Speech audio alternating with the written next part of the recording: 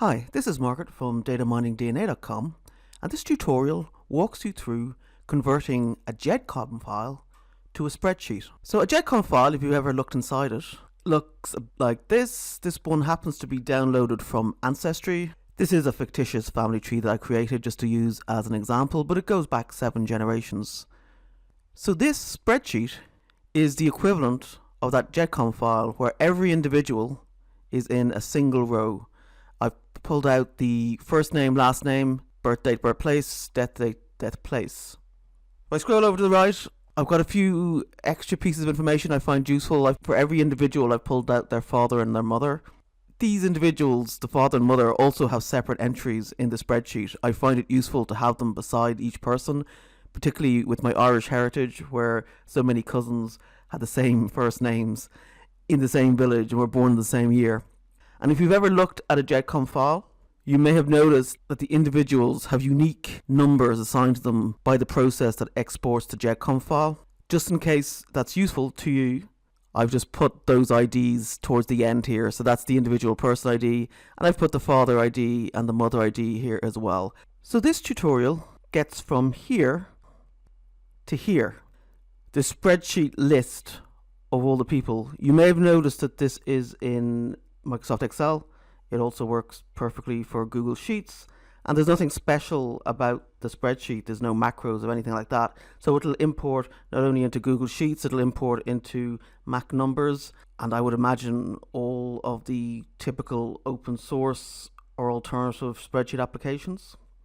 Once you've got the data in list format and you have a bit of programming knowledge, you can take things a little bit further and have a bit of fun. Like with some name frequencies, you can produce, for example, a word cloud, which represents the frequency of surnames in your file. You can also be more filtered on the data in the gedcom. Instead of taking everybody, you can take only your direct ancestors. This would be your pedigree line. Here, with a more sophisticated piece of programming, I've extracted the ancestral line, and once you've got it laid out like here, a little bit more programming chops, and I like to generate pedigree trees laid out like this, which makes it, this is 5 generations, makes it very obvious where my gaps are. Going up a generation, things are getting a little bit more sparse. This is the 6th generation, and this is an automatically generated 7th generation tree, with the upper generation being very sparse indeed. Back to the full gedcom list. This may be all that you want, and this tutorial is going to step you through getting from your gedcom file to a list formatted like this. I'm going to show you exactly what to type, exactly what buttons to press, and you'll get there with the minimum amount of technical knowledge. If you're interested in the more complex stuff, like the pedigree list, the generated family trees, the word clouds, my website provides a service where we accept your gedcom file, you upload it, and we will process the rest of this stuff for you and produce a workbook that has multiple spreadsheets with these features. I'll put a link in the description below with more details about our paid service. But stay here to get to this full gedcom list from your file. I'm going to give you a piece of code or script in the Python language, and I'm going to show you how to run it without any prior knowledge. So what do we need to achieve this? We need a gedcom file, and we need a way to edit and run Python code that will work on that file and produce a spreadsheet. I'll just summarize what that Python code will do. The input for the Python code will be a gedcom file. The Python code will open the gedcom file. It will then open or launch an empty spreadsheet. It will work its way through the gedcom file, and for every individual in the file, it will read that individual's names, first and last, birth data, it's date, location, death data, date, location. And when it has that data, it will write the data to a new spreadsheet row. And when it's completed, when it can't find any more persons in the gedcom file, it will save the spreadsheet. And notice that I've got most of this in blue and just the one line in red, and that's because I'm providing the code for everything in blue that does not need to change. All you will have to do, hopefully, is change the name of the gedcom file, name and location. This tutorial shows you a way of running the script or code in a browser, so you don't have to install Python or any other application on your local machine. There are several online editors where you go to these online sites and you use your browser to enter the code, and the online site runs the Python for you. The one I'm going to use is the one from Google called Google Colab. All you need is a Google account. Now, if you have a Gmail account, that's all you need. If you don't have a Gmail account, then you can just sign up for a free Gmail account. The big advantage of using Google Colab is that you don't need to do an installation of Python or anything else on your machine. And if you've never used Python before, I think this is the way to go. The disadvantage is that as you're running your scripts online, you do need a continuous internet connection. Another drawback with Google Colab is that it can run a little slow. It depends on how busy the servers are. But if you come back to it an hour later, it can be lightning fast. What I would say is, if you don't have Python experience and you don't want to have Python experience, you just want to get your file converted, follow me through using Google Colab. The alternative is to install Python on your local machine with a desktop editor. If you've got programming experience, you probably want to go that route. I will have a separate tutorial that walks through this exact task of processing your gedcom file using Python on your local machine and PyCharm as the desktop application. There's a link in the description below to the companion article to this video, which has all the links that you need to get to Google Colab, to get the file I'm providing to do the conversion. If you want to go straight to Google Colab, just do a search and it'll be the top result. Welcome to Colaboratory. So this has logged me in because I was already logged in through my Chrome browser into my Google account, my Gmail account.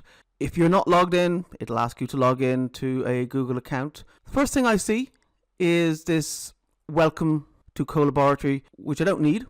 I am going to click on New Notebook.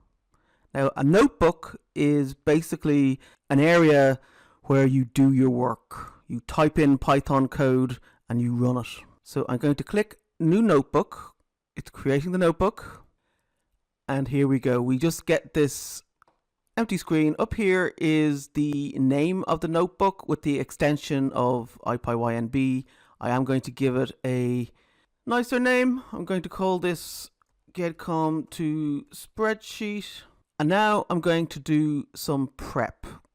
I'm going to give a little bit of background as to what we're doing next. We want a Python script that is clever enough to open a gedcom file, read the contents and parse the various parts, recognize what is a person, what is a birth location, what is a death location, recognize dates, etc.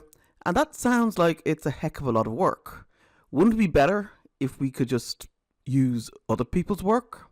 That's exactly what we're going to do, and that is one of the great strengths of Python, is that there's an entire community of Python developers who do this kind of hard work, package up the work that they've done and make it available to everybody else. Those packages are literally called Python packages. They may also be referred to as modules. And I had a look around to see what was available. Had anybody else done this kind of gedcom parsing? And several packages are available. The one that I settled on was a package called Python-gedcom. The Python community makes these packages available on this .org website. I'll just search for gedcom to see what is there. Okay, so the search has returned a list of several projects that have been tagged in some kind of way with the word gedcom. The one that I'm going to use is this one. Let me just go into this. This is a description of the project and it gives you some sample code. Okay, And the script that I'm going to provide you is very much based off this sample code.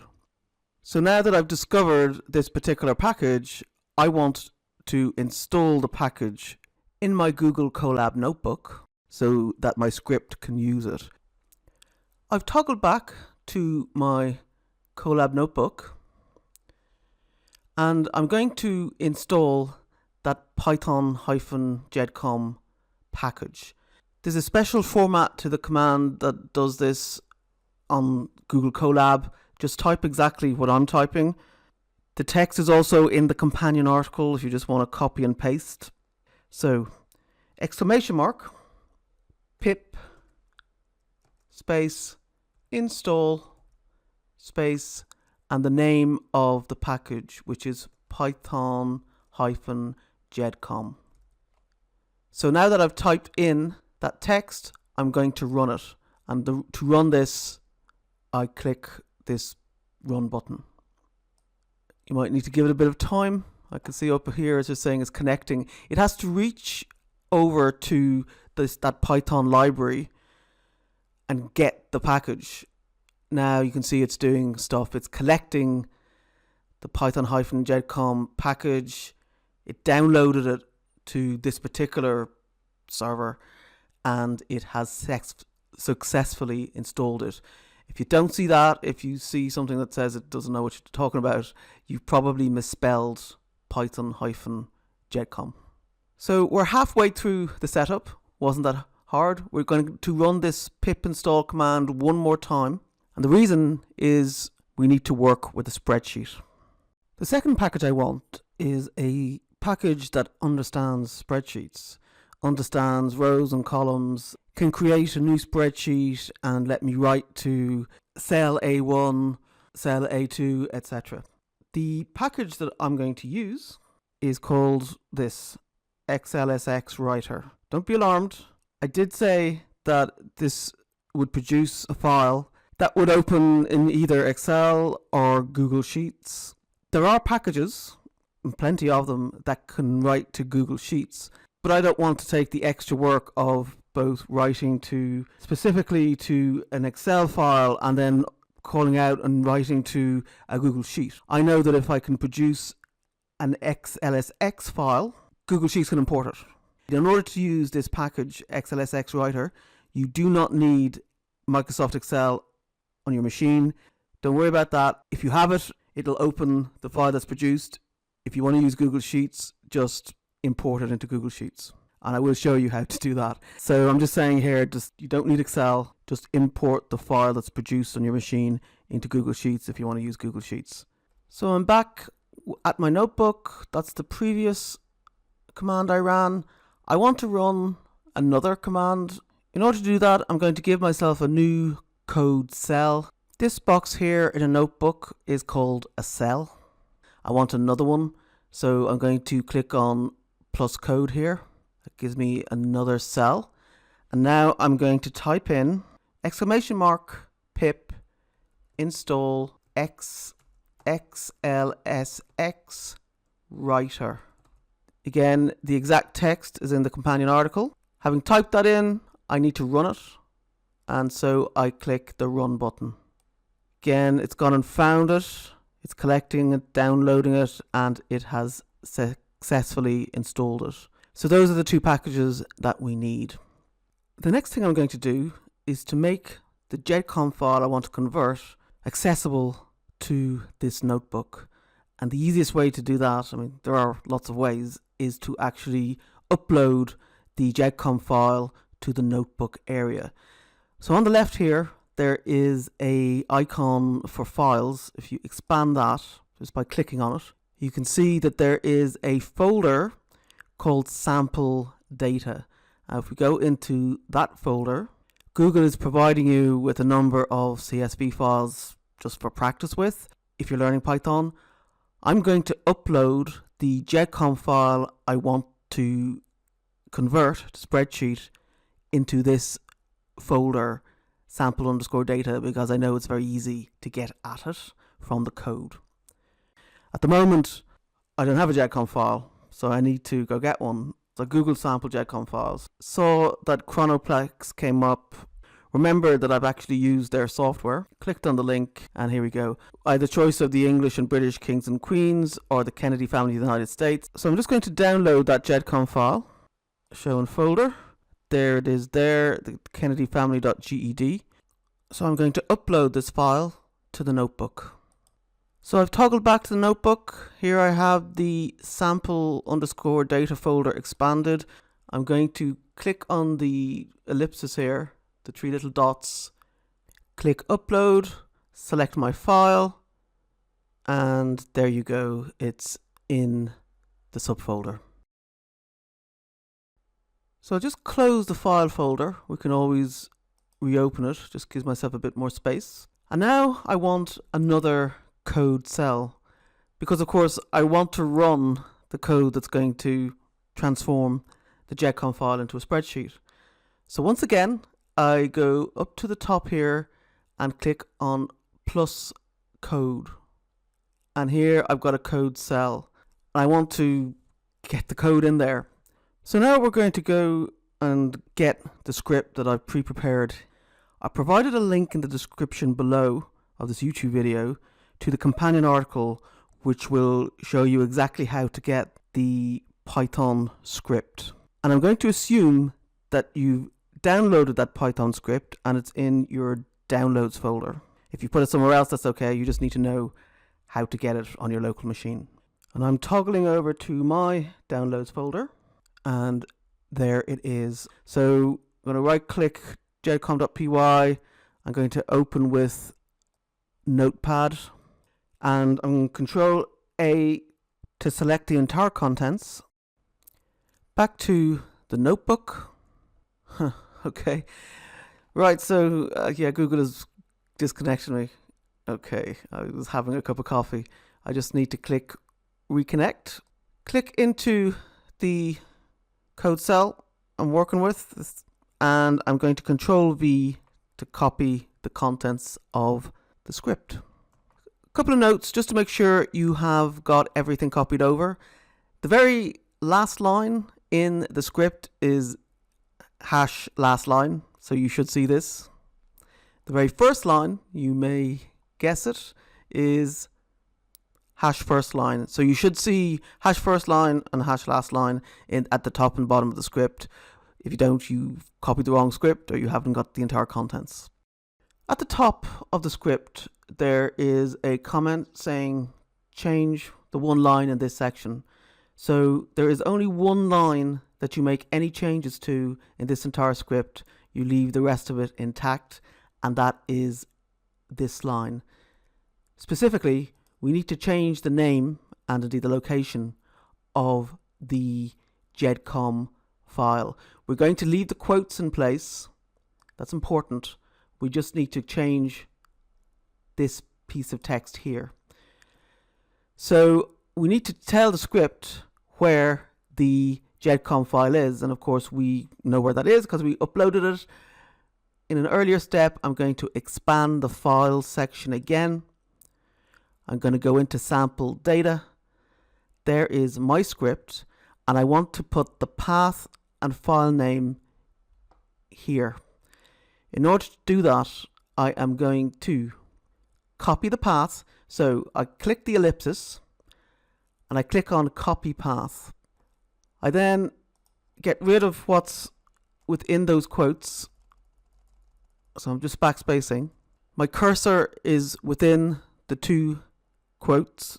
Control V to paste, and that is exactly what I want. Don't worry if the slashes look like they're the wrong way to you. That's just the way it is. Don't worry about this underline. That's not really there. That's just the editor is putting it. It thinks it's a link. This is exactly what you want to see. So whatever your file is, let's say it's family.ged, you're going to see //sample_data/family.ged. And that is the only change you need to do. That's because what the script does, yes, it produces another file, but it's going to take this part of this particular file path. it's going to create the spreadsheet and it's going to name it the same as this, but with the .xlsx extension. And then if we scroll down a little bit, it is going to get the details from the file. I'm getting the first name, last name, birth details. I do get the parent details for each person. It just makes life a little bit easier. And here is the money piece. Yeah, this is where it's writing to the spreadsheet. And as you can see, this is writing across a row. In cell A1, it's putting the first name. Beside it is the last name, birth date, birthplace, and so on and so forth. Just to point out here, I have an optional here, a print statement here. This print first name, last name, that's just going to print to the console, to your screen. So don't make any changes to anywhere here. One thing I haven't done is I don't write out a header. That's something that if you're into Python, you maybe want to do. But these, if you're wondering what the columns are, or if you forget what the columns are when you come back and look at your spreadsheet in a month's time, this is the order of the columns. So I think that's enough exposition. In theory, you don't need to know any of that.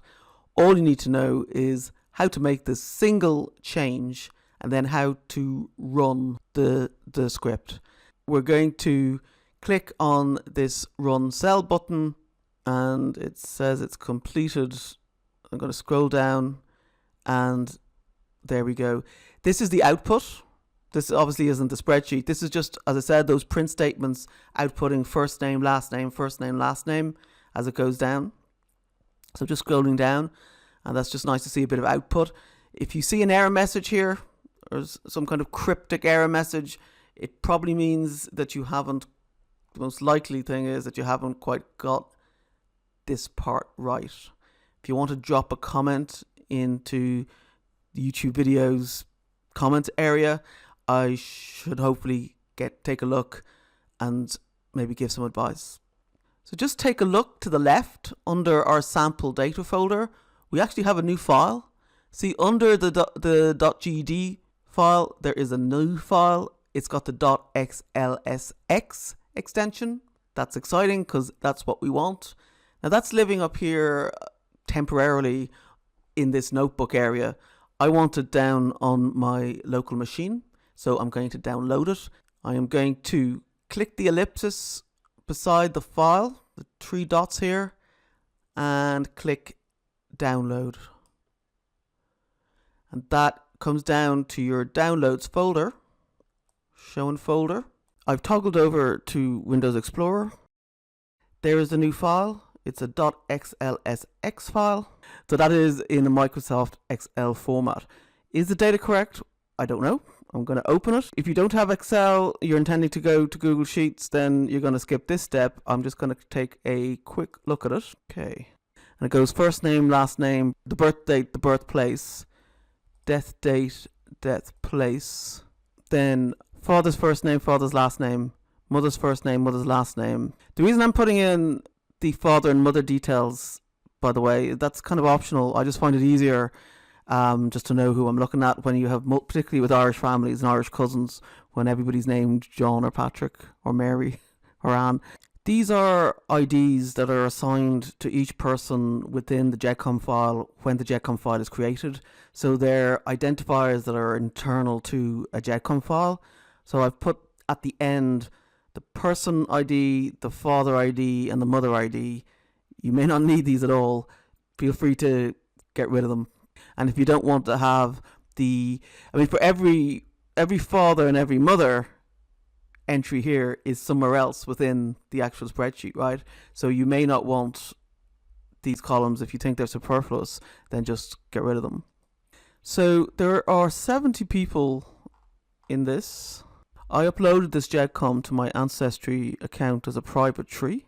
So this is the tree in the tree viewer in Ancestry. I'd like to just do a simple count, which I think I will see if I look at the list of all people. So go to tree search here, list of all people. I just want to know how many people are in this tree, just to make sure that I haven't dropped any. Yeah, it does at the bottom. So it's showing 1 to 70 people of 70 people. So the 70 people in that gedcom file according to the ancestry upload, and they of course have spent millions or tens of thousands, I don't know, on the development of their upload process for a gedcom. So has our little script got that right in terms of just the number of individuals? I'll just scroll down again, and yeah, 70 people. Hey, all right, looking good. I mean, the other thing that I would check is that nothing's transposed. Like, I'm not putting, taking the first name of one person and putting them against the second name of another. You know your own tree, so you'd spot anything like that. But I've ran this process on my own tree, and yeah, it's fine. It's looking good. The final thing to do is to pretend that I don't have Excel on my machine, and I need to go straight. I'll say don't save. I need to go straight to Google Sheets. I want to import this into Google Sheets. I'm using the Chrome browser for this. I am signed into Google, into my Google account. I want to go to Google Sheets, sheets.google.com, and it takes me there. And now I want to import the Excel spreadsheet. Create a new spreadsheet. So start a new spreadsheet. And then to import the data, I go to File, Import. I'm going to go to the Upload tab here to get it from my local machine, and I'll just pull up my Windows folder, put that over there, and I'm going to drag the xlsx file over to this window, the upload window. Now I click Import Data, click that button, and it does its thing. Again, you're probably going to want to add a header, and then I'm going to scroll down to see how many rows has been brought in. I know the original file is 70, and here we go. We've got 70, so that's a perfect match. So that's it. Now we've got that file both in that Excel format, and if you're a Sheets person, you didn't need Excel on your machine, you can just pull that file straight into Google Sheets and work away. So I hope that wasn't too daunting. I really hope that people who don't have programming experience, that they can follow those instructions and get this gedcom spreadsheet. If it was too daunting, or if you want the extra features that I mentioned in the introduction, like your direct ancestors, the generated pedigree trees from your gedcom file, so the details here are automatically generated and formatted for you, kind of fun of name frequency and word clouds, we have a done for you service at the cost of a paperback book. I'll put a link in the description below. I don't ask you to pay in advance because I'm not sure that I can process all gedcom files depending on where they came from. If you downloaded it from Ancestry, Family Search, MyHeritage, or the modern software applications, should be fine. But some of the older applications or older sites, maybe not. If you have 2, 3, 4, or 5 files, I provide a discount. If you want more than 5 files processed, I'll also look at giving you more of a discount. So send me an email and I'll provide you a quote. If you just want to make inquiries, drop an email to the address here and I can field any of your questions. Right, I'll sign off now. Hope that helps, and best of luck with your research.